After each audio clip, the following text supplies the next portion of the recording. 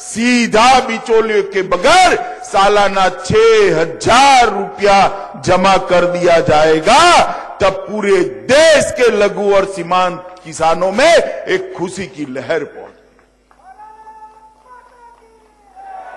और कांग्रेस पार्टी इसमें से अलग अलग चीजें निकालने का प्रयास कर रही है। वो कहते हैं ये नहीं किया, वो नहीं किया। मित्रों, देश के 11 राज्यों में किसानों का ऋण माफ करने की घोषणा हुई है। आपने भी 2009 में किया था। 57,000 करोड़ रुपया का ऋण माफ हुआ था। जरा जोर से बोलो कितना, और जोर से बोलो कितना। और 3 करोड़ किसानों का हुआ था। कितना? जोर से बोलो कितना। ये घोषणा जो मोदी जी ने की है, 75,000 करोड़ रुपया किसानों को मिलने वाला है और 12 करोड़ किसानों को इसका फायदा मिलने वाला है। कई ऐसे किसान हैं जो ऋण ही नहीं लेते, ऋण उनको मिलता नहीं। गांव में से किसी के पास से पैसा उधारी पर लेकर अपनी इनपुट्स के लिए, बीज के लिए, खाद के लिए, मजदूर को लेने के लिए पैसा उठाते। ऋण माफी से उनका भला नहीं होने वाला है। हर सीजन के पहले मोदी जी जो पैसा भेजेंगे उससे ऋण ही न लेना पड़े उसको, इस प्रकार की व्यवस्था छोटे और सीमांत किसान की ये भारतीय जनता पार्टी की नरेंद्र मोदी सरकार ने।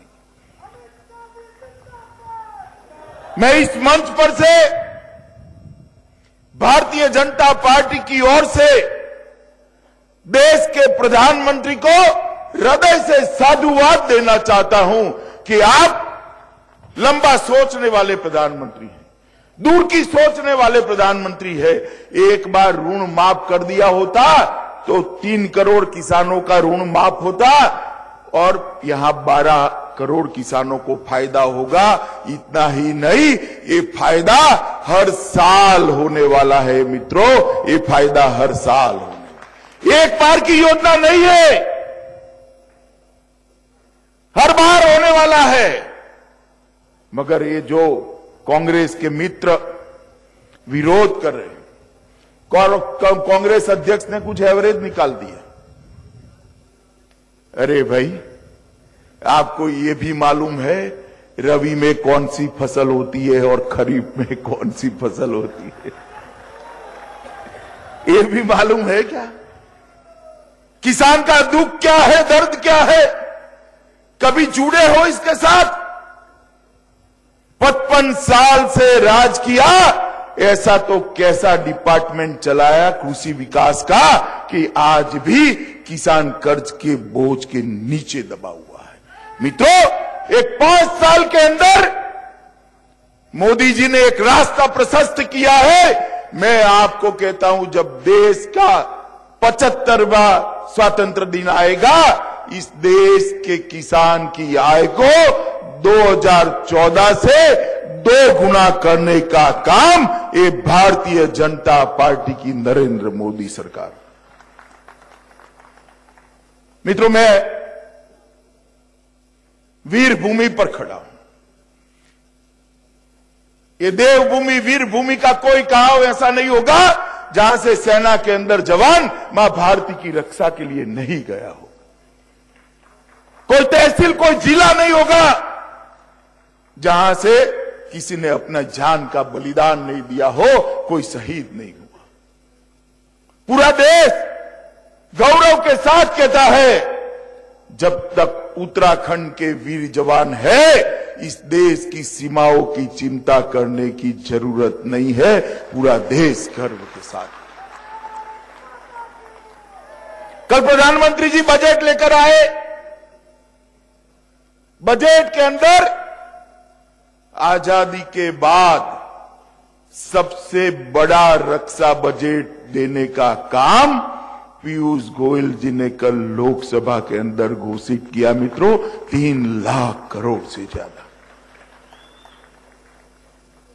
जो जवान देश की सुरक्षा के लिए अपनी जान देने के लिए तैयार है, उसको आधुनिक से आधुनिक हथियारों से लैस करना चाहिए। इसकी संचार व्यवस्था दुनिया में सबसे अच्छी संचार व्यवस्था होनी चाहिए। आधुनिक टेक्नोलॉजी उसके पास होनी चाहिए और इसके अंदर मेरे जवान की वीरता जब मिलती है तो भारतीय सेना को अजेय बनाती है, अजेय बनाती है। ये 10 साल तक सोनिया मनमोहन की सरकार थी। सोनिया मनमोहन की सरकार ने देश की सेनाओं के आधुनिकीकरण की दिशा में कुछ नहीं किया था।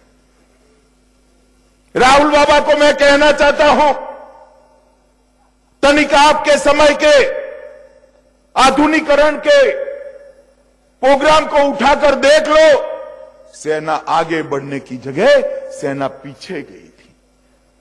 5 साल के अंदर हर क्षेत्र के अंदर, चाहे वो रक्षा प्रणालियां हो, चाहे वार करने के लिए आक्रामक हमला करने की प्रणालियां हो, चाहे सूचना की प्रणालियां हो, चाहे रडार्स लगाने हो, सेना के जवानों को बख्तरबंद बनाकर उनके जान की सुरक्षा करनी हो, उनके वेलफेयर का काम हो, हर क्षेत्र के अंदर